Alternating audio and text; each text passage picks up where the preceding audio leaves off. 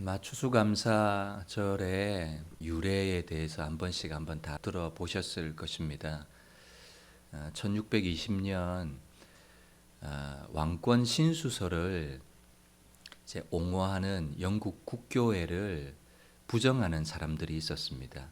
하나님이 최종적인 권위와 주권을 가지는데 인간 왕이 절대적인 주권과 힘을 가진다라는 것을 부정했던 그런 청교도들이 있었죠. 그래서 필그림 파더스라고 부르는 그 사람들이 그 신앙의 자유를 찾아서 메이플라워 호를 타고 신대륙을 향해서 신앙의 자유를 찾아서 떠났습니다. 102명이 되는 사람들이 배에 탔고요. 그리고 2달여 한 60일이 넘는 기간 동안 항해를 했고 폴리머스라는 땅에 도착을 했습니다.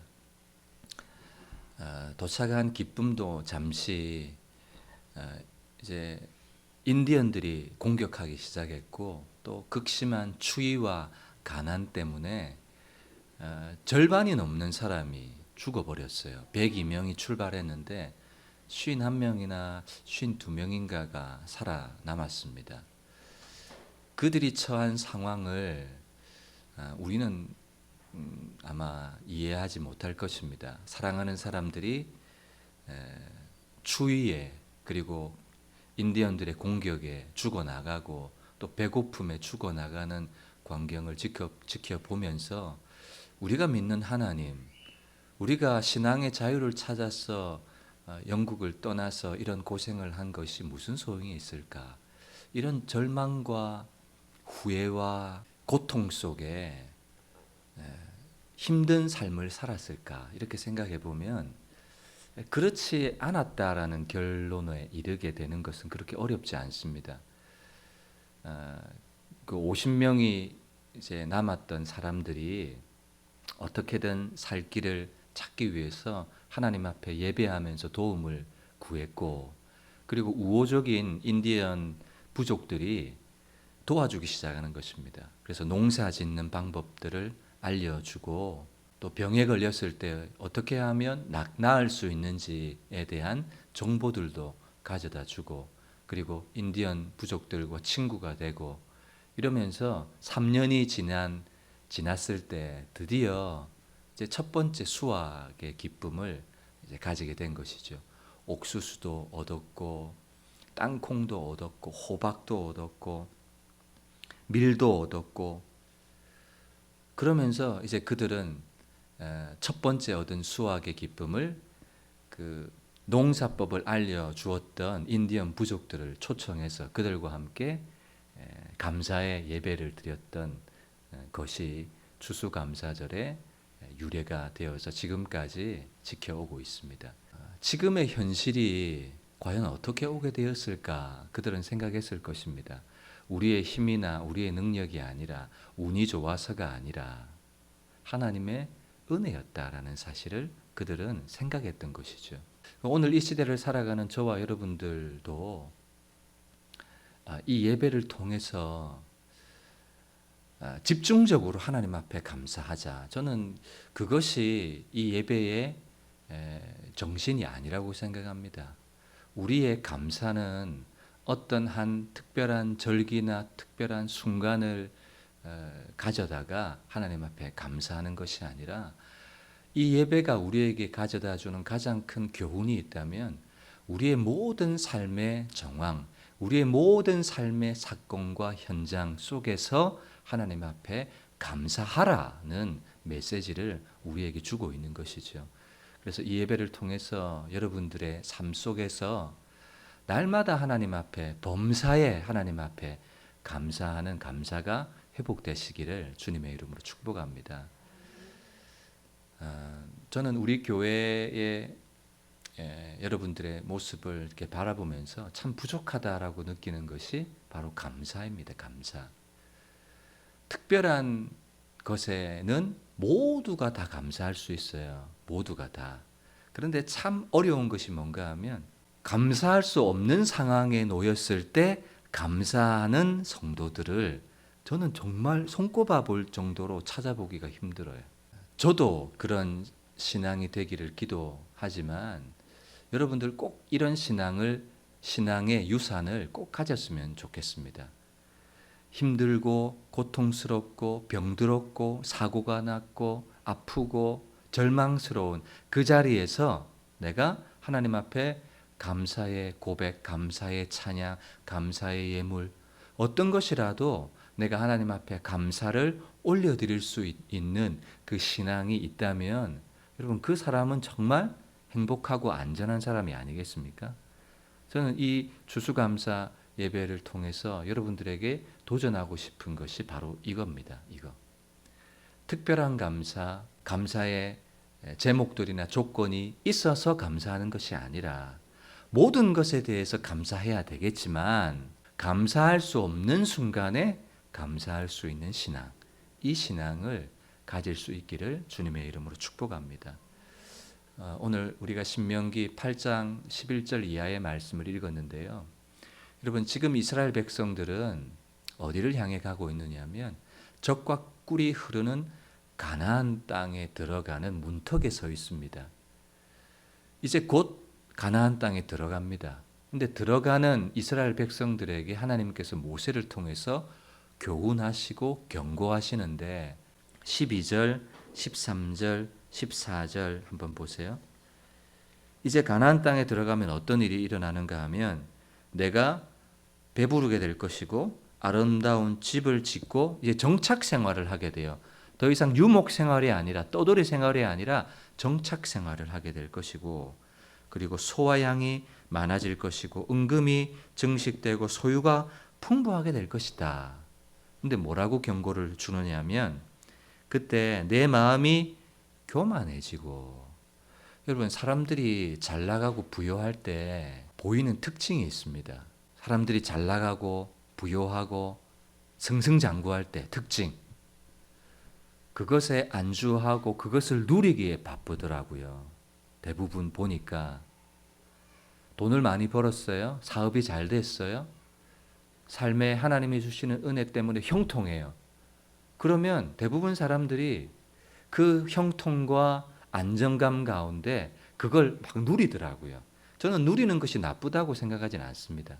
마땅히 누려야죠. 그런데 그것 가운데 그것을 누리고 그것을 즐기기에만 급급하더라는 거죠. 그래서 이스라엘 백성들이 가나안 땅에서 이제 배부르고 번성하고 풍부하게 될 때 마음이 교만해진다. 교만해질까 염려한다. 그리고 내 하나님 여호와를 잊어버릴까 염려한다. 이렇게 말하잖아요. 그러니까 잘 나가고 배부르고 번성하는데 하나님은 염려하시는 거예요. 그걸 주신 하나님을 잊어버리고 내 손의 힘과 능력으로 이것을 이루었다고 해서 하나님 앞에 감사하지 않고 하나님 앞에 영광을 돌리지 않고 더 이상 하나님을 의지하지 않고 하나님의 얼굴을 구하지 않을까 봐 염려한다는 거예요. 그게 하나님의 고민이셨어요. 그래서 가나안 땅 문턱에 이스라엘 백성들을 모아두고 이제 너희들 가나안 땅에 들어가면 배부르게 될 거고 하나님이 은혜와 복을 주실 거고 정착 생활할 거고 집에 은금이 증식되고 소유가 늘어나게 될 텐데 그때 절대로 교만해서는 안 돼. 절대로 주신 분을 잊어버려서는 안 돼. 이런 경고를 주고 계시는 거죠. 그래서 저는요 참 잘 나갈 때 번성할 때 하나님이 형통을 주셨을 때 그것을 누리기보다는 하나님 앞에 엎드려서 감사할 수 있는 신앙이 있었으면 좋겠다. 그 신앙이 우리에게 필요하다. 저는 그렇게 생각합니다. 그러면 여러분 가나안 땅에서의 삶이 어떨까요? 아, 이거 하나님이 주셨지. 하나님이 은금 주셨지. 하나님이 이 부여를 주셨지. 하나님이 소와 양이 이렇게 많게 해주셨지. 하나님이 이 집을 주셨지. 하나님이 차를 주셨지. 그 주신 분을 기억하면요. 뭐 하지 않아요? 교만하지 않아요. 그리고 막 자기를 뽐내거나 나봐라. 내가 이 정도야. 이러지 않게 되는 거예요. 그리고 가졌어도요. 어떻게 해요? 가졌어도 가진 표나 티가 안 나요. 왜요? 하나님이 주셨기 때문에 늘 겸손해요. 여러분 그 사람이 진정한 그리스도인의 감사를 드릴 수가 있는 거예요. 그리고 뭘 자꾸 생각하게 하느냐면 14절, 15절, 16절을 보시면 이 가나안 땅에 들어가기에 앞서 이스라엘 백성들은 어떤 존재였는가 하면 애굽 땅에서 종되었던 존재였다. 그런데 하나님이 뭐 하셨어요? 출애굽시키셨다. 그리고 척박한 광야에 살면서 15절, 16절 보시면 위험한 광야에서 불뱀이 있고 정갈이 있고 물이 없고 뭐 떡이 있어요, 빵이 있어요. 그것도 없는 그 간조한 땅을 지나가게 하셨다. 물이 없는데 반석을 쳐서 물을 내셨고 만나를 주셨고 메추라기를 주셨고 16절 내 조상들도 알지 못하던 만나를 광야에서 먹이셨다. 그리고 광야는요 낮추는 장소잖아요. 훈련 학교잖아요. 연단하는 학교잖아요. 그래서 광야에서 끊임없이 낮추시고요. 끊임없이 시험하셨어요. 왜요? 하나님을 바라보는지, 하나님이 주권자인 것을 아는지. 광야에서 늘 좋은 것만 있었던 것이 아니잖아요. 유혹도 있었고 절망스러운 사건들도 있었어요. 근데 그런 사건들을 왜 주셨습니까? 우리는 떡으로 사는 존재가 아니라 하나님의 입에서 나오는 모든 말씀으로 사는 존재라는 사실을 가르쳐 주기 위하셨어요. 그래서 낮추셨고 시험하셨어요. 이 시험의 목적은, 낮추심의 목적은요, 다 한 방향이었어요. 오늘 말씀에 뭐라고 하십니까? 마침내는 내게 복을 주려 하시는 거야 라고 말씀하는 거예요. 그러니까 시험의 과정, 물이 없는 상황, 불뱀과 정갈을 만나는 상황은 고통스럽고 힘들어요. 그런데 결국은 그 모든 것들을 통해서 하나님께서 복을 주시는 상황이었다라는 것을 말씀하고 있는 거예요. 만약에 이 사실을 이스라엘 백성들이 믿을 수 있다면요, 뭐 할 수 있어요? 불뱀을 만났어요. 그러나 그 불뱀을 만난 상황 가운데서도 감사할 수가 있는 거예요. 정갈을 만났어요. 물이 없어요. 떡이 없어요. 그런 상황에서도 하나님 앞에 감사할 수 있는 거예요. 뭐 때문에요?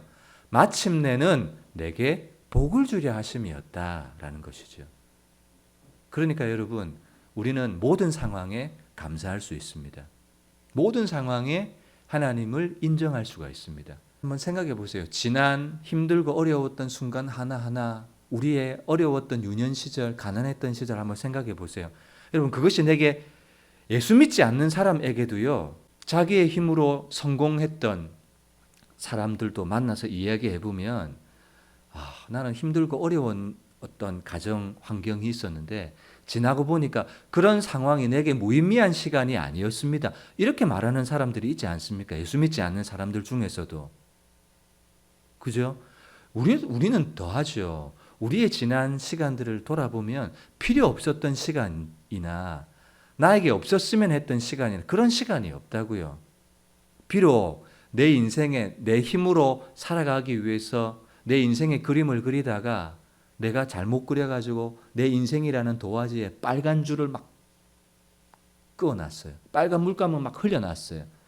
그랬던 순간이라 할지라도 뒤돌아보니까 그 빨간 흔적을 하나님께서는 아름다운 그림의 한 부분으로 만들어 놓으셨다는 사실을 발견하게 되거든요.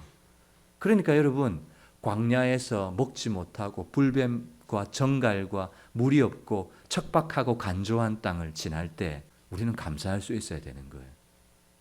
하나님이 이 모든 상황을 붙들고 계시다는 이 사실을 우리는 인정하고 감사할 수 있어야 되는 것이죠. 여러분, 신앙의 성숙은요, 저는 자기 부인이다 이렇게 생각합니다. 예수님도 마태복음 16장에 누구든지 나를 따르려거든 자기를 부인하고 자기 십자가를 지고 나를 따르라 이렇게 이야기합니다. 근데 사단의 유혹은 뭔가 하면요, 끊임없이 자기를 사랑하게 만드는 거예요. 자기가 자기를 집착하게 하는 거예요. 인생의 주인은 나다. 이런 생각을 사단은 끊임없이 우리에게 주고 있는 것입니다. 사도 바울이 디모데후서 3장에 보면 영적인 아들 디모데에게 이런 교훈을 주고 있습니다. 말세가 되면 어떤 일이 일어나는가 하면 사람들이 누구를 사랑해요? 자기를 그렇게 사랑해요. 자기. 여러분 이 자기는요 거듭난 자기, 예수님 안에 거하는 자기가 아니라 옛사람의 자기예요. 옛사람의 자기. 자기를 사랑하는 육신의 자기예요. 자기. 이 자기를 그렇게 사랑해요. 자기를 사랑하니까 또 뭘 사랑해요? 돈을 사랑해요. 자기를 사랑하고 돈을 사랑하니까 뒤에 현상들이 일어납니다. 자랑하고 교만하고 비방하고 부모의 말을 안 듣고 그리고 감사치 아니하며 감사를 안 해요. 자기를 사랑하는 사람은요 절대 감사가 없어요. 여러분들 한번 지난 한 해를 되돌아보시면서 어떤 감사를 드렸는가 한번 생각해 보세요. 만약에 감사가 없었다면 여러분 이 말씀을 통해서 배울 수가 있어요. 왜 내가 감사가 없었는가? 아, 나를 사랑했구나. 내가 돈을 사랑했구나. 나를 사랑하고 돈을 사랑하는 사람은요 작은 것을 주신 하나님이 보이지 않아요. 큰 것 감사하기 전에 작은 것을 감사할 줄 알아야 큰 것도 감사할 줄 알아요. 여러분 큰 엿기를 한 방에 들 수 있습니까? 못 들죠. 작은 아령이나 작은 엿기들을 막 드는 그런 훈련을 해야 영적인 작은 근육들이 우리 안에 있어야 작은 감사 그것을 하나님 앞에 올려드릴 수 있을 때 그것이 자기에게 영적인 근육이 되는 거예요. 그럴 때 큰 감사, 큰 하나님이 큰 주신 큰 축복에도 내가 감사할 수 있고 그리고 감사할 수 없는 절망적인 상황 가운데서도 뭐 할 수 있어요? 감사할 수 있어요. 왜냐하면 그 영적인 근육이 나에게 생겼기 때문이에요. 그래서 여러분 작은 일에 소소한 일에 아무것도 아닌 일에 감사해 보세요. 여러분 숨 쉴 수 있는 거, 먹을 수 있는 거, 마실 수 있는 거, 볼 수 있는 거, 들을 수 있는 거 여러분 이거 감사합니까? 우리는 감사 안 해요. 왜냐하면 당연하다고 여기거든요. 그런데 그것이 당연하지 않은 사람들을 생각해 보세요. 평생을 휠체어를 타고 목발을 입고 다닌 사람들 걸을 수 있다는 것 얼마나 감사하겠습니까? 사소한 것에 감사할 수 있는 그런 영적인 감각이 오늘 이 예배를 통해서 조금씩 개발되고 눈이 뜨여질 수 있었으면 좋겠습니다. 그래서 어떤 사람들이요, 목사님 문제가 해결되면 이 문제 해결되면 신앙생활 잘 할게요. 이 어려움이 해결되면 이 병이 나아지면 주님 위해서 살게요. 이렇게 얘기하시는 분을 종종 만난 적이 있습니다. 목사님 저를 위해서 기도해 주세요. 이 사건이 좀 넘어가면 저 그때부터 예배 드릴게요. 그런 분들 우리 주변에 많잖아요. 목사님 저 이 사업에 올인했어요. 이거 안정되면 예배 드릴게요. 하나님 이 경제적인 위기가 넘어서면 그때부터 하나님 앞에 감사도 드리고 11조도 드리고 하나님 앞에 예물도 드릴게요. 그러나 여러분 그 사람에게 질병의 문제가 경제적인 문제가 삶의 어려움의 문제가 해결되었습니다. 그러면 그 사람의 신앙이 바뀔까요? 네, 절대로 안 바뀌어요. 그러니까 여러분 신앙은요 지금 있는 자리에서 뭐 해야 돼요? 감사해야 되고 지금 있는 자리에서 주를 위해 살아야 되고 지금 자기 있는 이 모습 이대로를 가지고 하나님의 주권을 인정할 수 있는 그 사람이어야 이 상황에도 하나님 앞에 감사할 수 있고 저런 상황에서도 하나님 앞에 감사할 수가 있는 것이죠. 네? 그래서 어떤 존재인가 그게 제일 중요해요. 우리의 감사는 아까도 말씀드렸듯이 특별한 감사 그것이 아니라 매 순간 모든 것에 대한 감사이어야 하고요. 결과에 대한 감사가 아니라 있는 그대로 상황 속에서 그 속에서 감사를 찾아내야 되고요. 눈에 보이는 것을 누구나 느낄 수 있는 것을 감사하는 감사는 수준이 낮은 감사죠. 그 속에서 감사의 제목을 찾아내는 거예요. 그리고 불평하고 원망할 수 있는 그 상황이지만 그 상황을 감사의 제목으로 바꾸어서 감사해야 돼요. 나는 지금 감사할 수 없어요.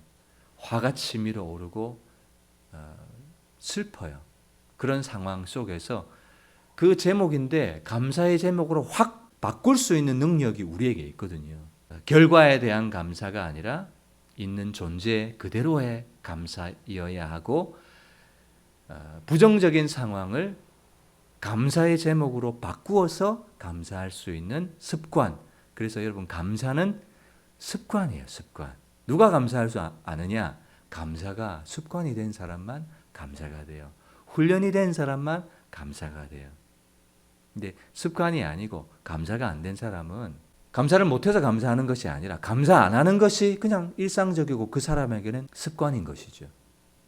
여러분 꼭 기억하십시오. 감사는요 습관이에요. 그리고 훈련이 돼야 됩니다. 아이고 내가 이 상황에서 무슨 감사를 하겠어. 분노하고 원망하는 그런 마음을요 바꾸어야 돼요. 그게 여러분 영적인 근육이라는 사실을 꼭 기억했으면 좋겠습니다.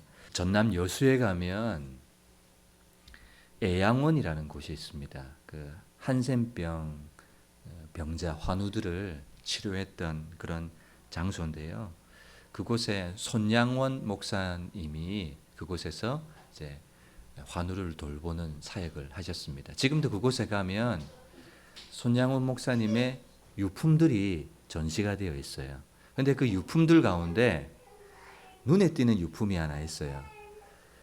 유리 상자에다가 흰색 봉투 하나가 이렇게 딱 놓여져 있는 유품이 놓여 있는 곳에 상자가 있습니다. 그리고 봉투에 적힌 글귀를 읽어보면 어떤 글귀가 있느냐면 두 아들의 순교를 감사하며 1만 원 하나님께 드립니다. 손양원 목사. 이렇게 해서 감사헌금 봉투가 그 유품 놓여져 있는 곳에 딱 보관이 되어져 있습니다. 손양원 목사님 1만 원이잖아요. 그 때가요 1948년이거든요.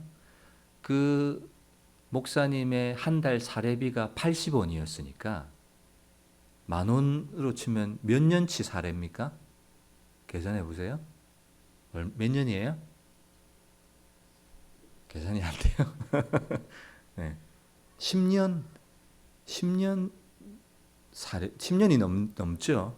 10년이 넘는 사례비 감사헌금을 드린 거예요. 1948년에 여수 순천 사건이 있었고요. 그 두 아들은 순천 사범학교를 다녔다고 합니다. 큰 아들 이름이 손동인, 그리고 둘째 아들 이름이 손동신, 삼남 삼녀를 가지고 계셨는데 이 두 아들이 총에 맞아서 순교를 했습니다. 그리고 이 아들의 장례식장에서 손양원 목사님이 인사말을 하십니다.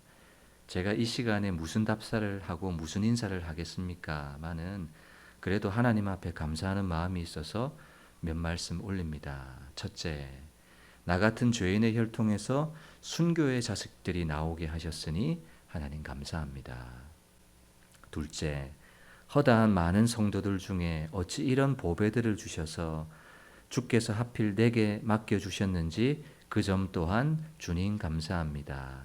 셋째, 삼남 삼녀 중에서도 가장 아름다운 두 아들 장자와 차자를 바치게 된 나의 축복을 하나님께 감사합니다. 넷째, 한 아들의 순교도 귀하다 하거늘 하물며 두 아들의 순교일이요 하나님 감사합니다.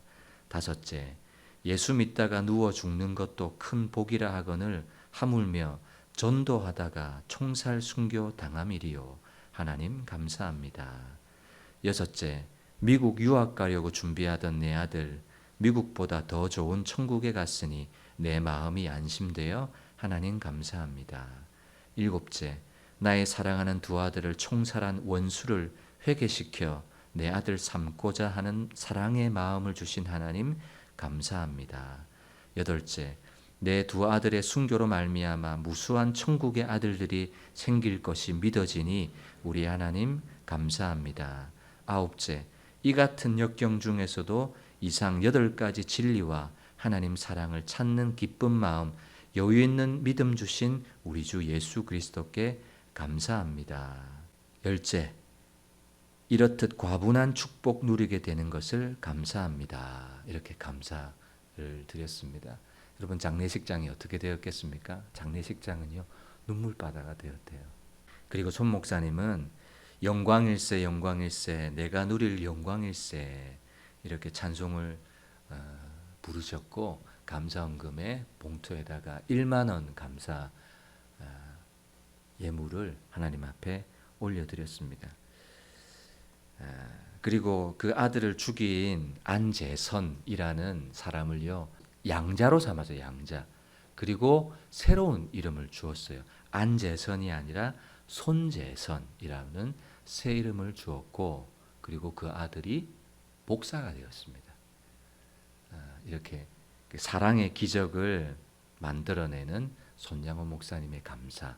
그래서 그 감사금 봉투를 이렇게 보고 있으면요, 막 가슴이 뜨거워져요.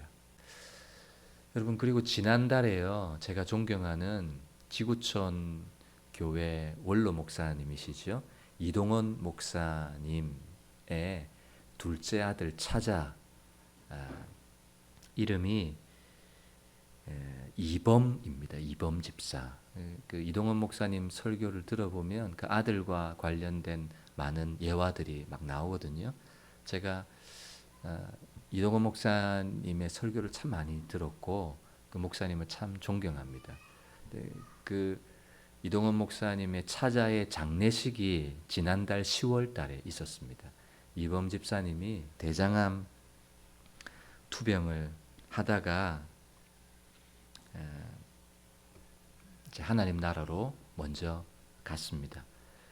그리고 이 이동원 목사님이 손양훈 목사님의 감사를 똑같이 배웠어요.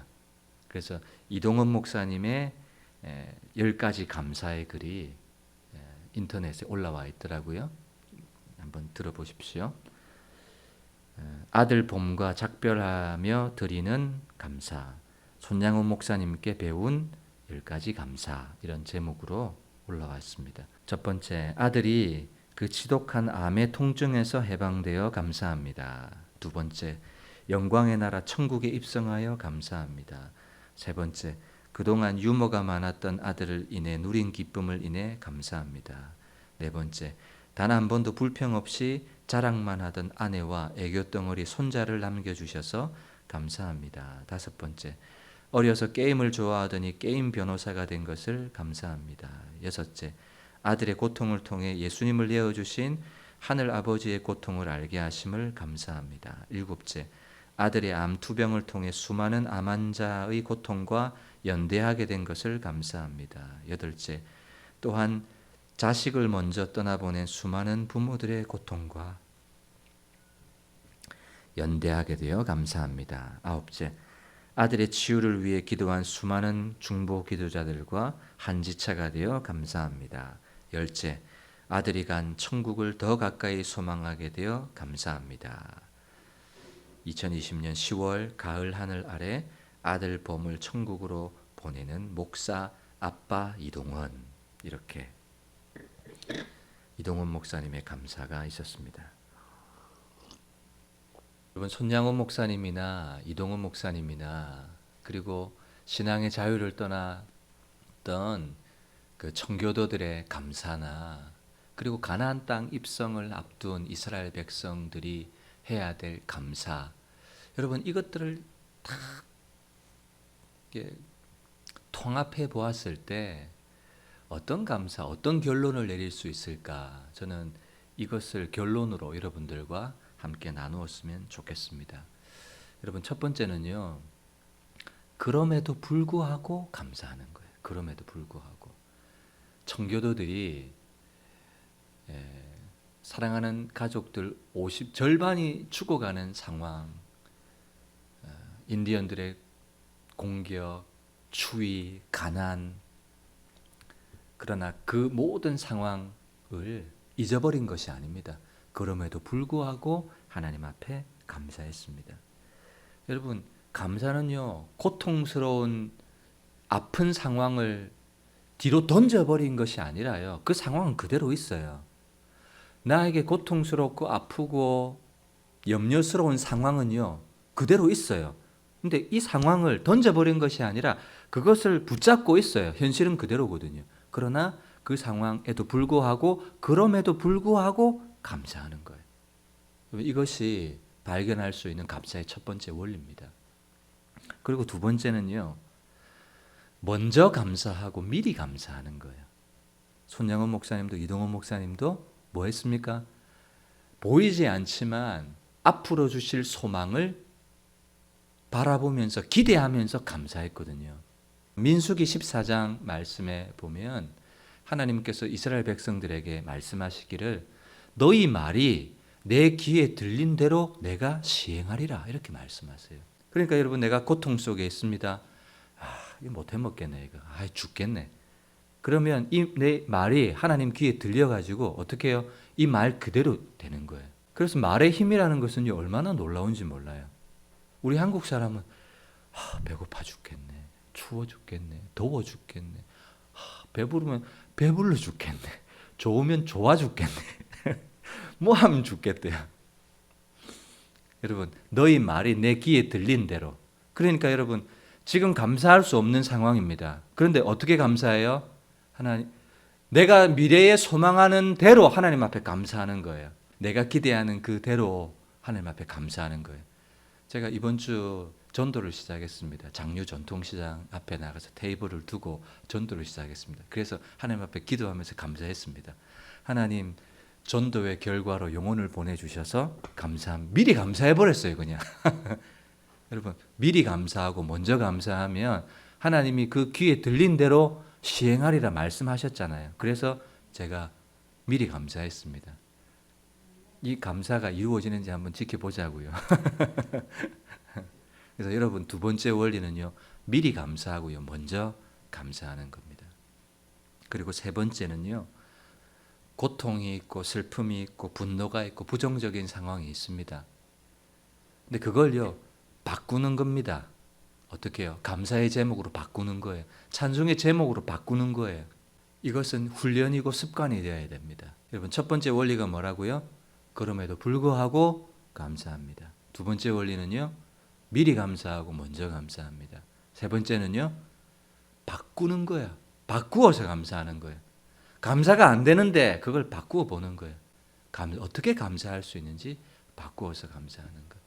불평적인 상황, 원망적인 상황, 슬픔의 상황, 그러나 그걸 감사의 제목으로 바꾸어내는 능력이 우리 모두에게 있거든요. 성령께서 우리 안에서 그런 영감을 주실 것입니다. 그렇게 바꾸어 감사하는.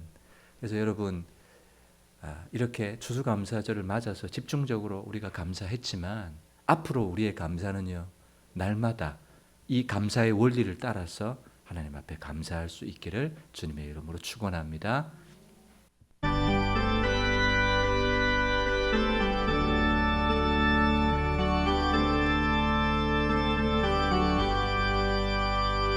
그럼에도 불구하고 내가 감사하리라. 소망하며 먼저 감사, 미리 감사하리라. 고통 속에 감사하리. 어떠한 상황에도 능력의 주 바라보며 모든 것 감사하리. 성령 안에 기도하며 항상 감사하리라. 소망하며 먼저 감사, 미리 감사하리라. 슬픔 속에 감사하리. 어떠한 상황에도 소망의 주 바라보며 모든 것 감사하리. 말씀 안에 순종하며 내가 감사하리라. 소망하며 먼저 감사, 미리 감사하리라. 불평 속에 감사하리. 어떠한 상황에도 역전의 주